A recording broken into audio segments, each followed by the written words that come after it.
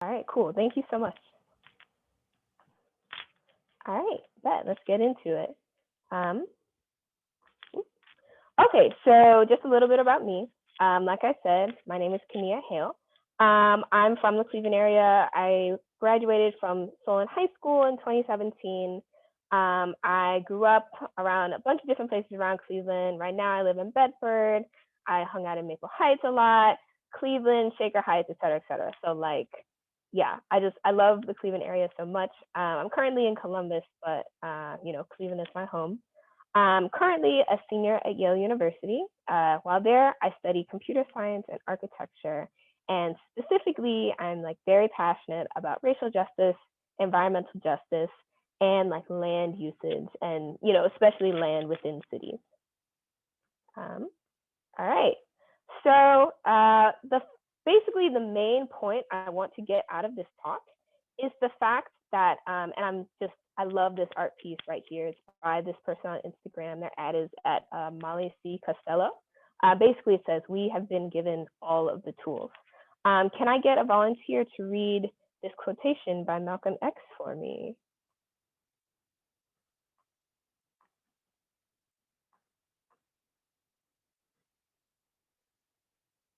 I'll read it. All right, thank you. Revolution is based on land. Land is the basis of all independence. Land is the basis of freedom, justice, and equality. Malcolm X. Awesome. Thank you so much for that. And yeah, that's kind of a very firm belief of mine. I just think land is so important, and that's basically what I'm going to be trying to convince you of today. So let's go into it. So I have a question for you. What do Coca-Cola, watermelon, gingerbread cookies, peanuts, sesame seeds, licorice, and okra all have in common? Please feel free to just unmute yourselves.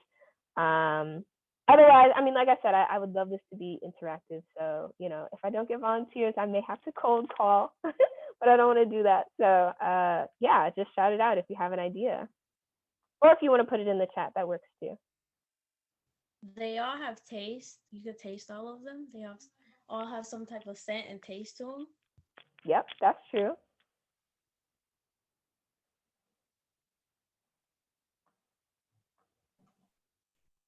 They all come from plants and from the earth? Yes, yes. All right, I see one thing in the chat. Yep, they all have good flavor. Yep, that's true. Yeah, so it basically all of these answers kind of go into it. But the answer that I was trying to get to is the fact that all of these come from the ingenuity of enslaved Africans. Basically, they were all brought over by enslaved Africans in one way or another. So my first point that I want to bring to you all is the fact that throughout the slave trade, we're often taught that, all these people were put on a boat and, they were brought to America and they endured all these awful things, and that was that. And, that's partially true. That's definitely not the whole story, though, because what it says on here, enslaved Africans weren't passive on the Middle Passage. They understood that they needed to plan and provide for the future in whatever ways that they could. So I love this collage to the side. It's by Tiffany L. Jones. And basically, it's this idea that, they didn't know what future they were heading into, but they knew that they need to plan for it. And therefore, they figured out ways to pass on specifically botanical knowledge down to, their offspring and that kind of stuff. So you may be wondering, how did they bring all these things with them? And the answer is, one of the answers is by braiding it into their hair. So I'm going to click this link. Hold on, let me stop sharing for a second. All right. All right, can you see this video? I can. Yeah. All right, awesome, thank you. Let me turn it a little bit down. All right, can you still hear me talking? Yeah. Yeah. All right, awesome. So basically what's happening right here is this is a woman who is showing how enslaved Africans when they were put onto slave ships, braided seeds, literally braided seeds into their hair, using popular styles that we still use today, so like braids, cornrows, etc. But they knew that wherever they were going, they needed to provide for their future. So to do that, they like hid seeds into like their braids and cornrows and stuff. That then, once they got to Americas, they were able to plant to make sure basically that their kids would have food in the future. So yeah, this was just so beautiful to me to see. And honestly, hold on, let me go back to my slide. Yeah, so I've included this picture of, again, like very common hairstyles within the Black community of like cornrows and braids and stuff to show how like, of course, these are like bomb hairstyles. We love them, but also like, they come from somewhere. Like they weren't just, oh, we thought these were cute and that's what we were going to do. They also have this like legacy of using it as like a mode of resistance, basically, against slave trade. Similarly, braids have been used throughout the Black community also as like forms of communication. So people would like braid in like escape routes if they were escaping slavery. In this quotation right here, I'll read it for you. It says, "These new African Americans surprise you in only one respect. They have stars in their hair. Not real stars, of course. The new arrivals have had their heads shaved, leaving patches of hair shaped like stars and half moons." And I included a picture of someone who has, a star shaved into his head. Basically, there are records of people braiding like literal like escape routes into their hair. Also, when people were on slave boats, as this quotation shows, they would also like carve or cut like basically like they were tracking stars as a method of like trying to figure out where they were going and trying to get back home. So again, these like cultural elements, whether it be our hair or other parts of us, like, they didn't just come from nowhere. We are like, they're descending from forms of resistance that our people have used for years. Specifically, just to get a little bit into, I guess, the main point of this presentation, I'm really interested in the ways that Black communities are impacted by the environment and the land that they inhabit. Many people see Black communities as being like disconnected from nature, and like, the whitewashing of like the mainstream environmental movement reflects this misconception. Many people don't understand how deeply embedded Black communities were and still are in the environment, both on the continent and in the Americas and across the diaspora. Additionally, as we face this climate crisis, as you all know, you've been going through this conference all today. As we face the climate crisis, it's important to understand how advanced Black understanding of the environment was and is, and to tap into practices that have been passed down to us. Black people have cultivated an entire, medical tradition in the face of oppression. And they understood environmentalism long before it was like quote unquote mainstream. Black life begins with Black wellness, and enslaved ancestors, figured out ways to cultivate wellness in a nation that was created basically on their like forced labor and suffering. So this is just a history that's so important to me, and I think it deserves to be told. So just to back that a little bit about like, the importance of this presentation. But anyway, these seeds that people brought with them, they include things that I mentioned before. This quotation says, watermelon, sorghum, millet, sesame seed, rice.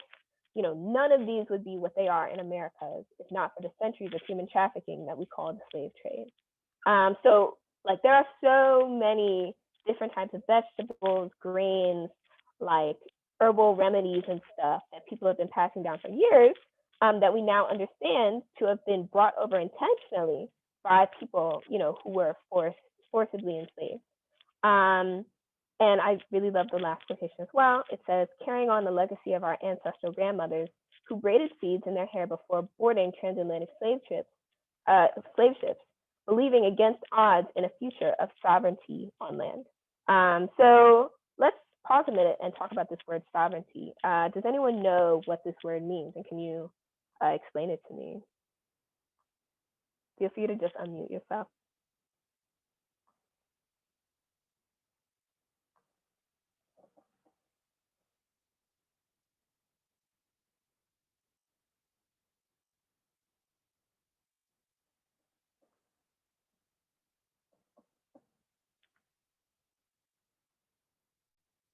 All right. Well, if no one, it's kind of like a difficult word to understand. But basically, the idea of sovereignty is like this idea of being able to control your own land. So whether that be through, your own tiny little garden, having a wider farm, but basically, during slavery, Black people obviously did not have land sovereignty because, they couldn't control the land that they were working on. But the fact that they, again, planned and brought seeds and stuff means that they believed in this future where maybe one day they would be able to control the land and provide for their future descendants. So anyway, when we think of like Black scientists, who is like the person that often comes to mind? You can just shout it out. It's like someone we may learn about in like history class or during Black History Month. Yeah, what do you all think about?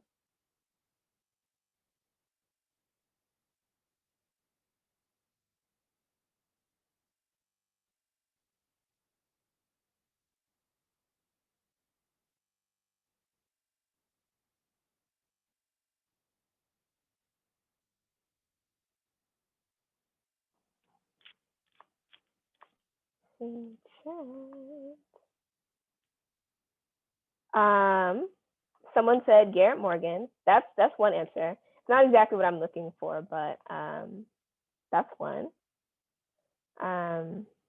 Any other ideas?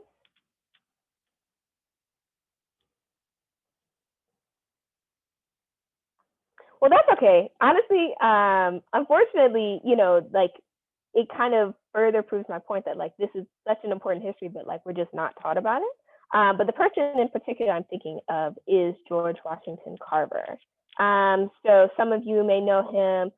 Honestly, like I remember being taught basically of him as like a person who just knew a lot about peanuts. Like I just remember him almost as like the peanut man, basically.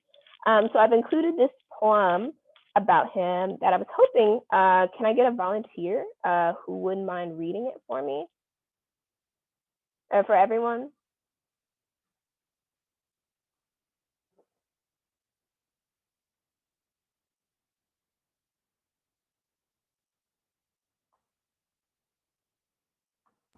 I would read it, but it's like the words are kind of like small for me to read. Oh, okay, they're too small? Okay, I was hoping this would not happen. Okay, can I zoom in? Hold on. Kenya, if you exit out of the presentation, you can try to zoom in on that slide, I think. All right. Don't mode. All right, I got it. Okay, can you see this? I'm gonna zoom in a little bit. Yeah, Look a I little can. better? Yeah. All right, cool. Okay. Oryx's hypogaea may have been smuggled to North America by slaves who hid seeds of survival in their hair. Despite your nakedness, the shames, the stench of if white men did not eat you, you might come to a cruel land where tended by a moonlight in exhaustance. Your sea might grow to be your children's manna in the wilderness. Okay. Oryx's hypogaea or glober, an annual preferring warmth and sun, is an attractive plant resembling clover. It bears flowers of two distinct genders. The staminate or male yellow pretty and the inconspicuous pistillate female. When fertilized, the pistillate turns down and corkscrew 6 inches into the ground. Each corkscrew called a peb grows 1 to 4 peanuts in the soil near the mother plant. Each shell 2 of her shots at infinity from the laboratory of a slave emerged, a varied, balanced, balanced diet for the poor, stock foods, ink, paints, cosmetics, medicines, promise and purpose. The ancestors dreamed the peanut man, we say, and laugh at him. Thank you so much for that. I know that must have been a mouthful, especially with all these like hard scientific terms and stuff. So I really, really appreciate you. There's a few words in there I might not have been able to pronounce either, to be completely honest. So yeah, thank you so much for that. Does anyone have any thoughts about yeah, what was said in this poem, especially how it kind of, I don't know, how does this poem relate to things that we've been talking about so far in the presentation?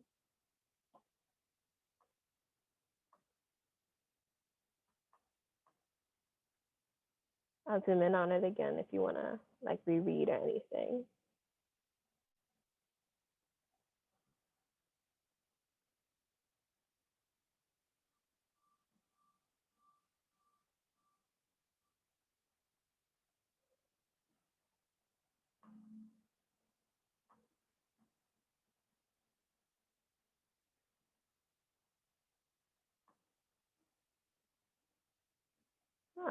Is there anything maybe in like the first stanza that like, you know, any line that sticks with you, or, you know, maybe just connects to what we talked about earlier in the presentation?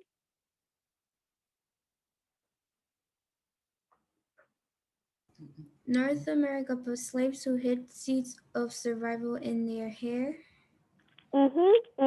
Yes, thank you so much for that. Exactly. Anything else that people saw?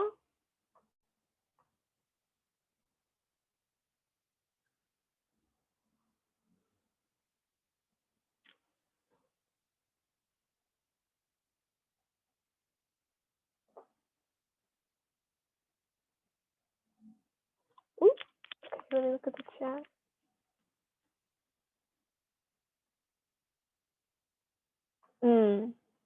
So the participant named Samia said, it makes me think about how much I don't know the part or two parts about the peanut is fascinating. Yeah, thank you for that. So basically, right, like, I don't know how much you all knew about George Washington Carver, you know, before this presentation or anything. I gotta be honest, I didn't know that much, you know, before I encountered this poem.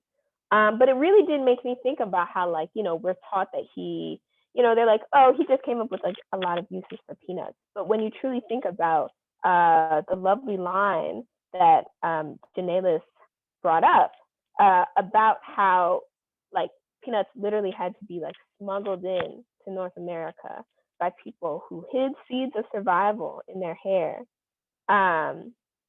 who thought, and then this line down here, that the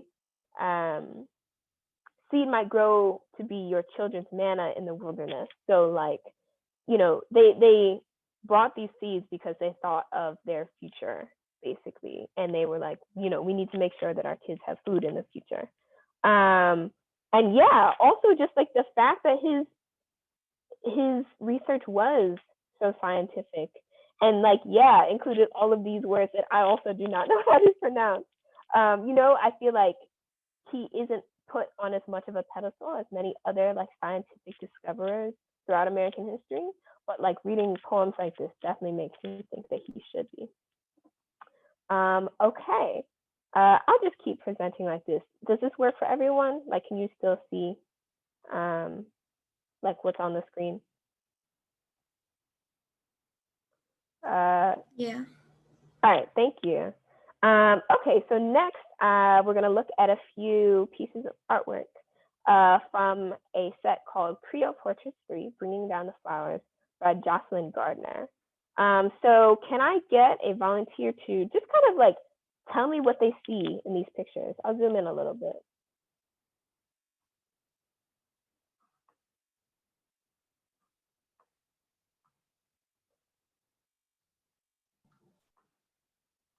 Female reproductive organs. Say that again? Female reproductive organs? All right, so you said you see female reproductive organs in them. All right. Anyone else?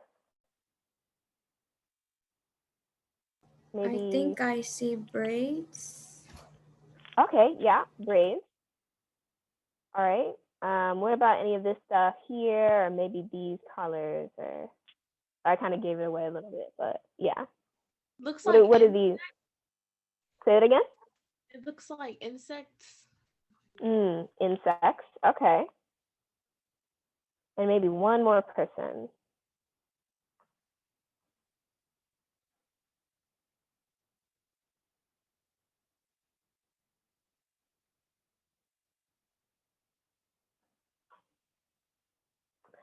All right, that's fine too.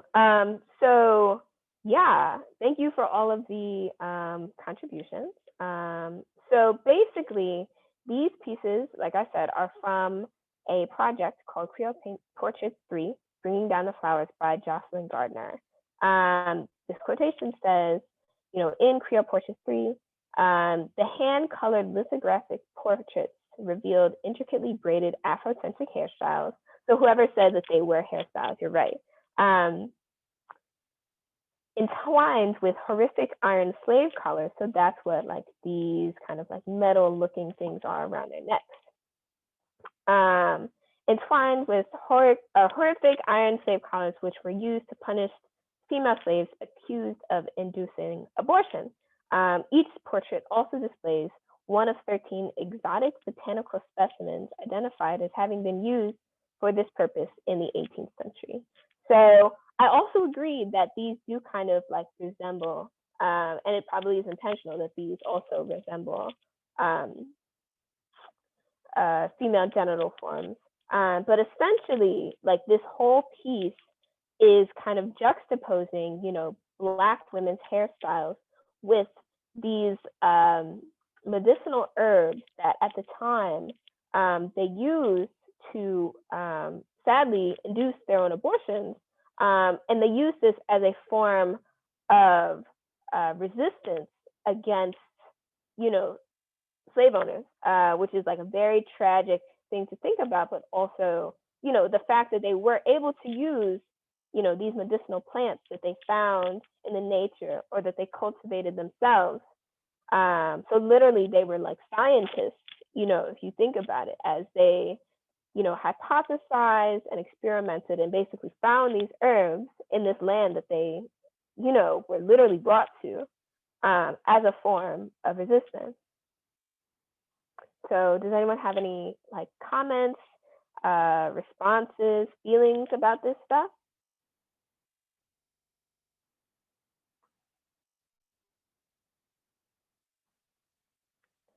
All right. So basically, this kind of brings into this idea of the fact that enslaved people also cultivated their own gardens. So while they were forced to, work on plantations, they also found little plots of land that they then kind of made into their own. And so again, they were like formulating this idea of land sovereignty, the idea we brought up before, about being able to take ownership of your own land and cultivate it for your own purposes.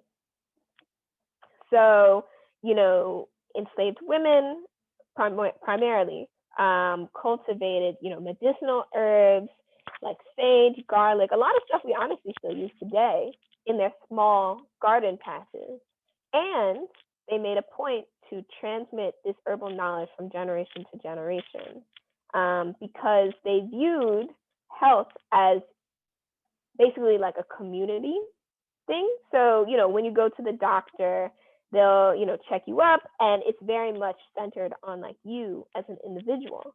Whereas a lot of these enslaved healers thought of health as like a community-based thing. So it's like, you know, while the health of one person is important, so too is the health of the like entire community. And like if the entire community is healthy, then that means that that one person will be healthy as well. So kind of this idea that like your health is your wealth, and therefore they basically form their own ethnobotanical knowledge banks to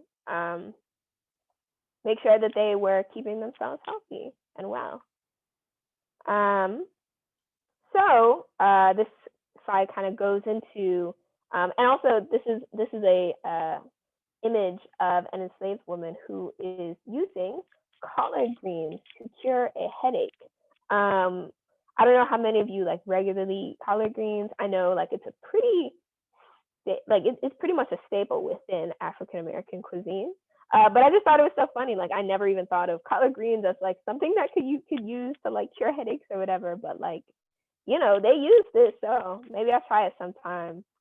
But you know, this goes into this wider idea of gardening and planting and basically creating it for your own resistance. So this idea of like cultivating the earth as a form of resistance prevented legal slavery from becoming spiritual slavery, because they understood that while, you know, they may legally be enslaved or have chains on, you know, the fact that they were able to cultivate their own food and the knowledge that they had of the land around them gave them a form of like spiritual slavery that no one could take away from them. So it kind of created this, like the quotation says, an eternal world that could endure against the master's will to overpower them. So this next slide focuses on a even lesser known medicinal woman within the Black community. Her name is Emma Dupree. She was a Black herbalist from North Carolina, and she was locally known. People knew her as Granny Woman.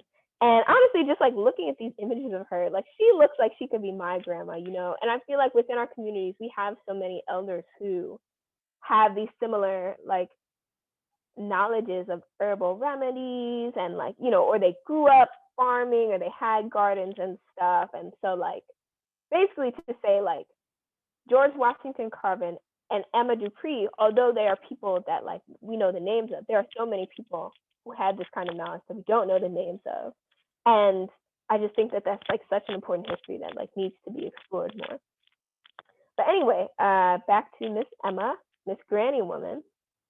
She was just known within her community as a herbal healer. She would deal with, you know, the work of sassafras, white mint, like all these different types of medicinal herbs that she used as a method to keep herself and her community healthy. And also something I forgot to mention is like, while I'm talking about like Black communities within this, like enslaved communities routinely like had solidarity with Native American communities and like the communities of other people that were oppressed within the United States. So like they would exchange recipes, and you know, like I don't know, something in my house that I've noticed is like when we get sick, we use like vapor rub. And that's not necessarily medicinal. I mean, it is, you know, eucalyptus based. But I just think it's funny that like within other BIPOC or Black, Indigenous, people of color communities, you also see similarities where like, you know, people are like, oh, you know, I'm sick, let me get some like ginger ale, some vapor rub, and chicken noodle soup. And yeah, I just think it's really funny that we all share a lot of these wellness methods.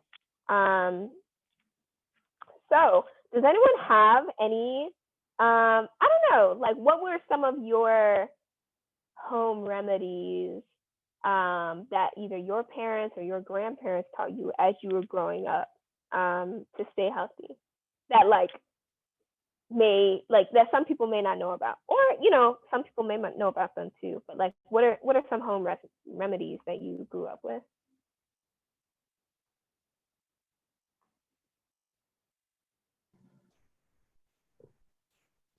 grew up with aloe vera being used for like skin ointments.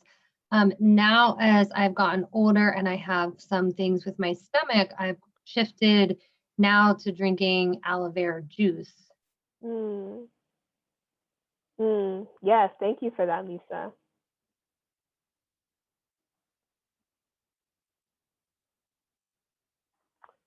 Someone said apple cider vinegar and honey for asthma. Yes, that's absolutely true. Anything else?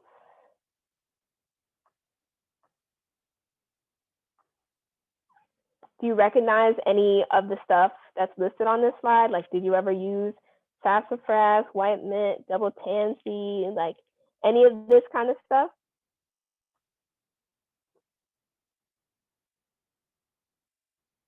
Yeah, greens for fiber, good digestion and health and that kind of stuff.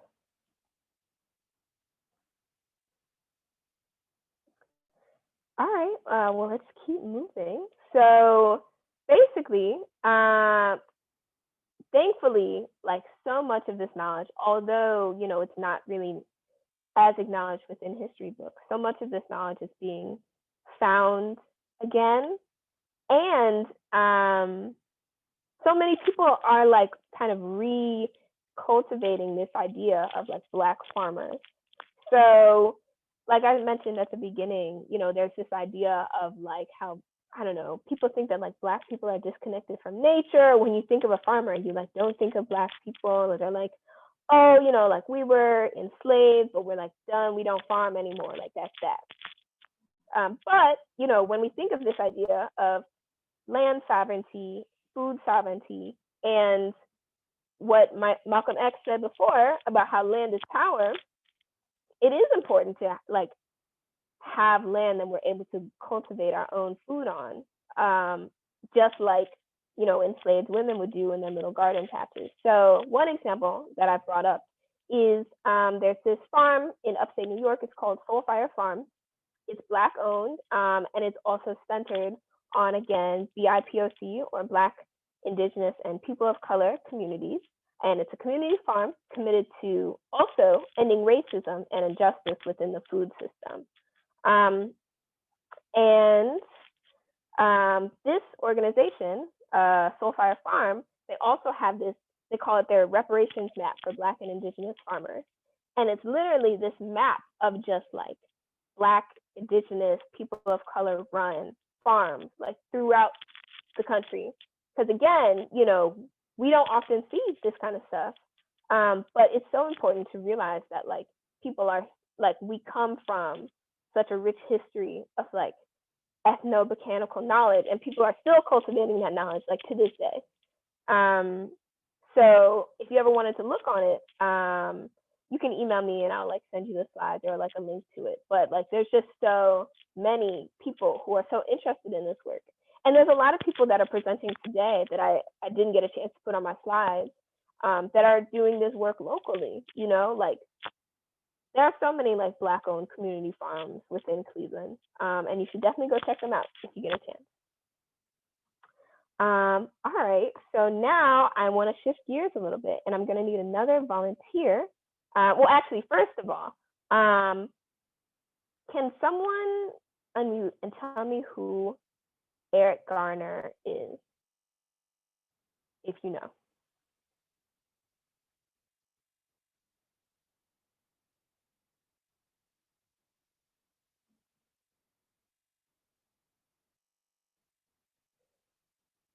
If you've like maybe heard the name in passing, if you've seen maybe news stories about him, yeah, just anything you know about the name Eric Garner.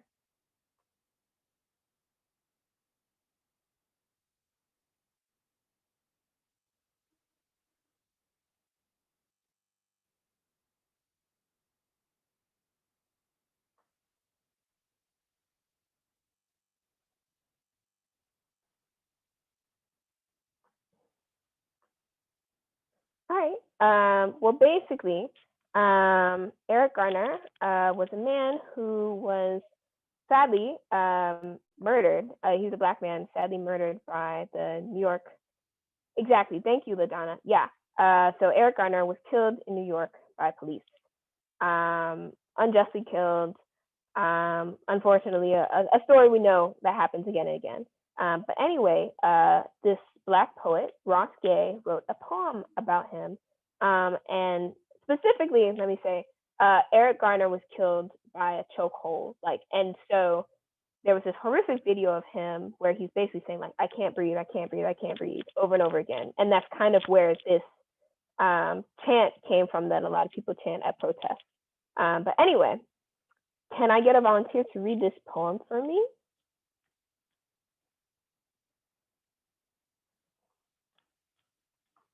I can zoom in if you have trouble reading it.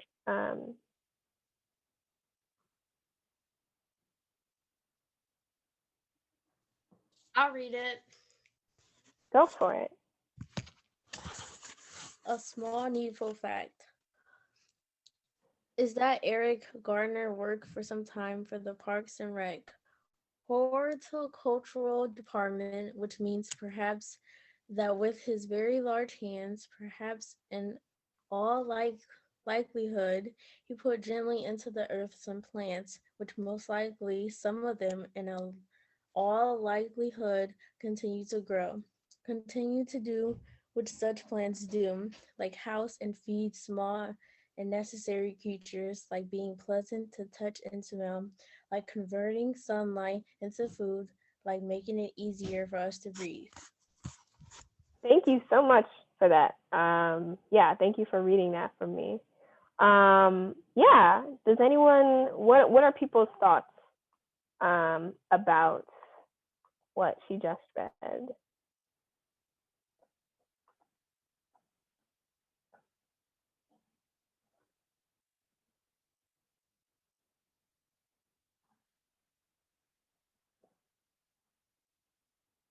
Are there any lines that, again, like stick out to you in terms of, I don't know, what we've been talking about throughout this presentation, about preparing for the future, Black people and plants?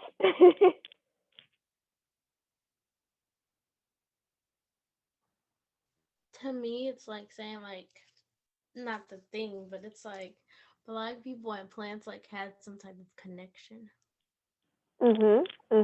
Definitely. Any other ideas?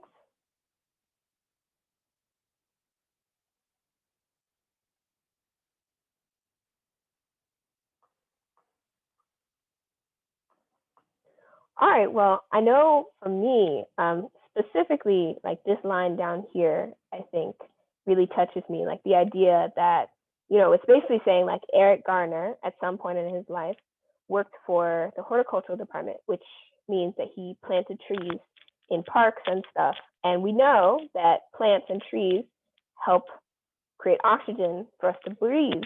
So Ross Gay is pointing out the fact that it's like this really sad kind of irony that Eric Garner, by planting those trees, made it easier for all of us to breathe, while, you know, the police literally took away his ability to. Yeah, someone just messaged me and said, my grandma always said it's good to have plants in your home. Yeah, absolutely. And especially, again, thinking about, you know, this political climate right now, just thinking about even like the fact of Black people breathing and how important that is. Yeah, poems like this just really hit home, kind of. Did anyone have anything else to add? My grandmother loves plants, like literally. She's like the type of person that just loves plants, just in general. So yeah, that part too.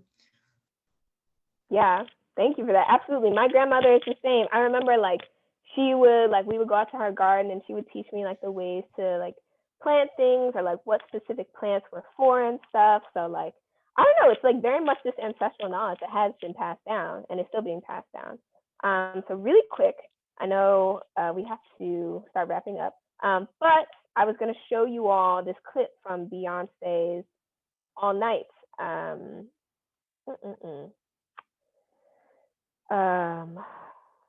music video. Here, actually, I may have to skip it because I know we have to end by 1:55. So I'm gonna keep going a little bit, but basically, if you haven't seen it, go look it up. It's just on YouTube. Look up like All Night by Beyonce, and basically, in it, we're seeing these images of like Black women on farms, Black women in what looks like the South, gardening and like farming together. And in a point in the video, Beyonce says, "Grandmother, the alchemist, you spun gold out of this hard life, conjured beauty from the things left behind, found healing where it did not live, discovered the antidote in your own kitchen, and broke the curse with your own two hands." So again, I think it's really beautiful that even within pop culture, like Beyonce is like huge. Even she is leaning into this history of like Black botanical knowledge and the idea of our grandmothers as conjurers who found things like even within their own kitchen to ensure like the health and wealth of future generations. So my last question is kind of how can we be good ancestors for future generations? And I know in the main session we were talking about how like sad it is sometimes to think about young kids who are just being born into this crazy world that we have. But you know, we're all at this conference because we want to make the world a better place. And we can even think about that in the terms of like when our grandkids look back on us today, what kind of ancestor do we want to be? You know, do we want to be the kind that metaphorically braided seeds into their hair so that we could plan and like make sure that they have food in the future or they had a world to live in? So yeah, I would love if people can just shout out like, what are methods that we can use to be good ancestors for future generations? Or what are methods you're using today, literally, to like make the world a better place?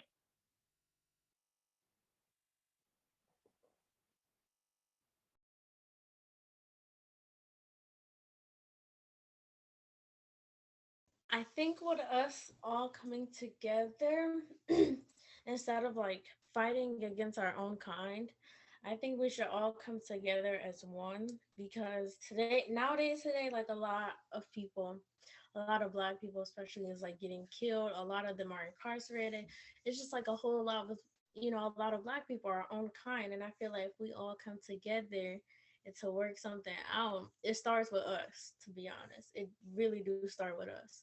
So us coming together, us getting along, us starting to fight back, but I'm not saying violently. I'm saying with our knowledge, with our words, powerfully, I feel like that'll carry on a lot for the next generation.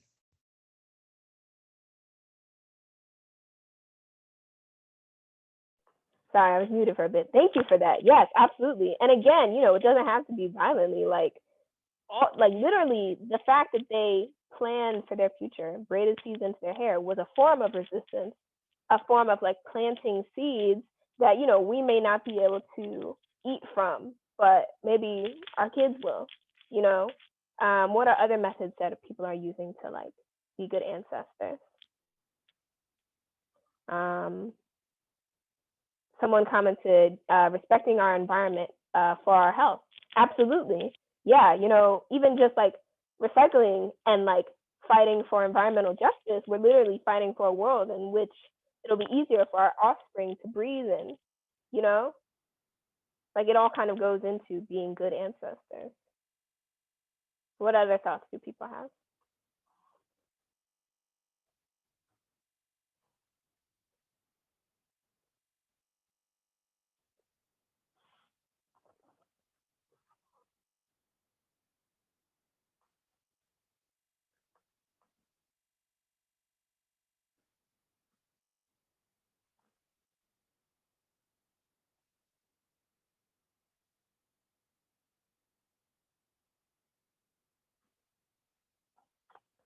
Okay, sorry. Well, real quick, keep thinking about that. I think that's a question that I come back to very often in my life, honestly. But anyway, that is the end of my presentation. So thank you so much for listening. If anyone has any questions, feel free to shout them out. I've also put my email address there. And just that quote again about how revolution is based on land. Land is the basis for all independence, and land is the basis for freedom, justice, and equality. So thank you so much, everyone. Yeah, does anyone have any questions?